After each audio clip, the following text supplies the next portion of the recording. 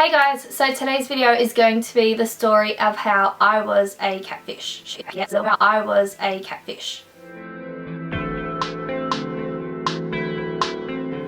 Now stop. I know you're all probably thinking, what the f***? Don't comment anything yet, don't say anything yet, at least just watch a little longer before you have any opinions or anything like that. So if you aren't aware what catfishing is, it's essentially where you pretend you're someone that you're not online. So I was a catfish around the age of 11, which is scarily young to be a catfish, but I'll just continue anyway. So around the age of 11, I was not exactly being bullied. I wasn't being picked on in particular. It's just I didn't really fit in with my group of friends at the time. Like, a lot of my friends were really sporty and they all got along with the guy group that were really sporty, and I just didn't fit in because I'm not a sporty person at all. I've never played sports, so I just didn't really fit in that aspect. Like, I could never connect with them and say how like the game was on the weekend and we won and everything. Like, I just never really related to them on that aspect, and at that age that's when sports were really in and really popular and cool, and like it was really hard for me to just kind of start up conversations with my friends and kind of relate to them and what they were talking about.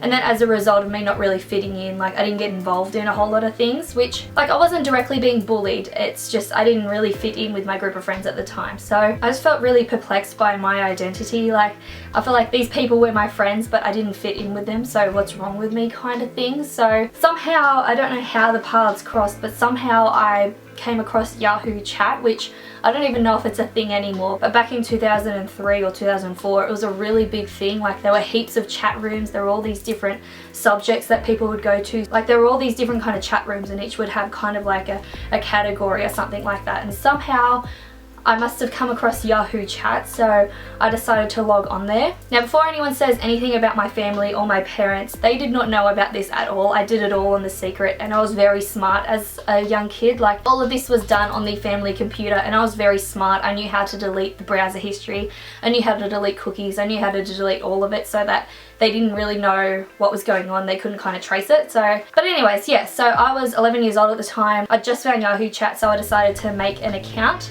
Originally I started one as me, so I started as Katrina. I didn't say that I was 11 years old, but I did say that I lived in Newcastle, which is where I live. I didn't put any of my personal pictures on there because I was smart enough to know not to put pictures on the internet when you're that young. Like, I was smart enough to understand that part of it, but I just kind of went on there as myself, and not many people would kind of talk to me because I didn't have a display picture or anything. Like, I kind of felt like I was being ignored in that group as well on the Yahoo Chat, so that kind of went to nowhere. And then one night I was like, you know what, screw it, I'm just gonna pretend that I'm somebody else so that people will talk to me. So I started a profile under the name Trini Hethbridge. Trini is kind of my nickname that I gave myself, like Trini from Katrina. So it was just a name that I made up. It kind of did mimic me, but not really. And I pretended that I was a 19-year-old girl from Cairns in Queensland, which Cairns was a place that I just recently went on holiday, so that's why I picked it. And when it came to picking the face of this person, I just went on Google and I looked up pictures of models. And I'm very lucky I was smart enough not to pick a famous model at the time. The model that I picked was Daria Werbowie, who is now a famous model, so it's kind of funny, but at the time she was still emerging, no one really knew about her, so it wasn't somebody that people were going to recognize and know that it wasn't me. And I was really smart in picking the pictures. Like, I'll show you some examples of the pictures that I chose, but I picked pictures that looked candid, that didn't look like model pictures, that weren't set up with lighting and everything, and I don't know, I was just really smart in the way that I did it. So that was my new identity. I became Trini Hethbridge, the model from Cairns. And people started talking to me. Like, the first night that I logged in with that, people were like, oh, hi, how you going, Trini? Like, where you from? People would ask me ASL, if you remember that, if people remember ASL, which is age, sex, location. Yeah, that's going back a couple of years. But yeah, people started talking to me, and like, it became a daily thing where people would kind of come back to me like, oh, hey, how'd you go today? And there were all these regular people that I would talk to. There were only probably about 5 people that I would regularly talk to. One of them I remember distinctly. Her name was Siobhan. I don't know if she turned out to be real, like she could have been a catfish the same as me, but she was the one person that I would talk to a lot. I want to be clear that I never went on this website for romantic purposes or anything. I just went there to talk to friends, so I guess I'm kind of a different catfish than what you see on the TV show. But yeah, I started making friends, I guess, with this little group. All of these people, or most of them, were from Australia, except for Siobhan, who was the one that I remember. She was from the UK apparently. And yeah, I'll just talk about how my day was, how I had a bad day at my hairdressing job, which I even went as far as to go into the yellow pages and look up hairdressers that were in Cairns so that I could say, oh yeah, this is my workplace, like give them the name and address and everything. I tried to make everything really legit, and yeah, I was pretty smart about it, to be honest with you. But yeah, this went on for a couple of months. Like I think it went on for 4 or 5 months that I would talk to these people.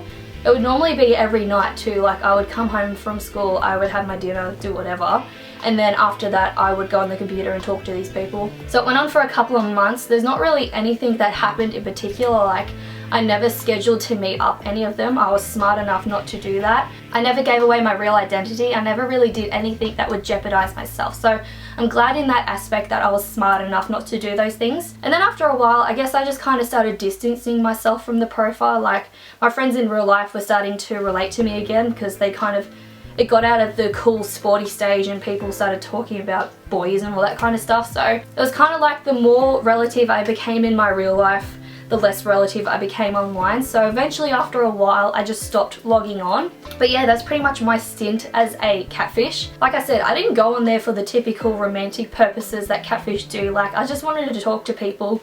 I tried going there as myself and no one really would talk to me, so I created that identity so I had someone or people to talk to just in general, just so I could say like my opinions and what's on my mind and what I'm doing and kind of that kind of thing. Like I don't regret it at all, and a lot of people in my real life say that, they're like, oh, aren't you embarrassed by that? I'm like, well, I kind of am embarrassed by it, but it also helped me a lot. Like as dodgy as it is and as much as it is lying, I'm definitely not ashamed of it, because I can admit that it's not the right thing to do, but it definitely helped me and my confidence, and it just helped me as a person, and I don't regret it for that sheer purpose. Like if it did bad things for me, then I would regret it 100%. If bad things came from it, I would regret it, but only good came from it. And I think that's why I really wanted to tell my story, because, well, primarily I wanted to tell this story because you shouldn't trust whoever you talk to online. Like I was an 11-year-old kid, 11 years old, and I fooled heaps of people into thinking I was this person that lived in Cairns that was 19 and a hairdresser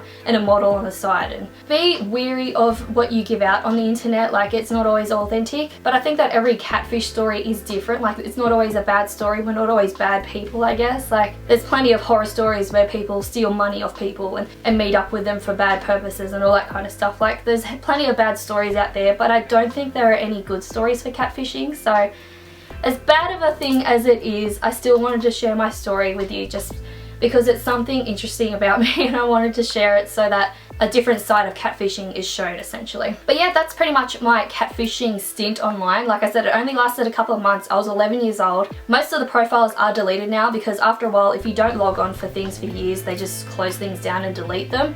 There is one Facebook page that's still open though, so I'll link it down below if you are curious to see it. Not that you can access it or anything, like it's all private, but just kind of to show you that I am being truthful. Like there really was a profile, so you can have a look if you want. But yeah, I just wanted to share that story with you guys. Like I said, it's something different about me, but I think it's really interesting to hear, so hopefully you guys enjoyed hearing it. But anyways, yeah, hopefully you guys enjoyed this video, and I will see you next time.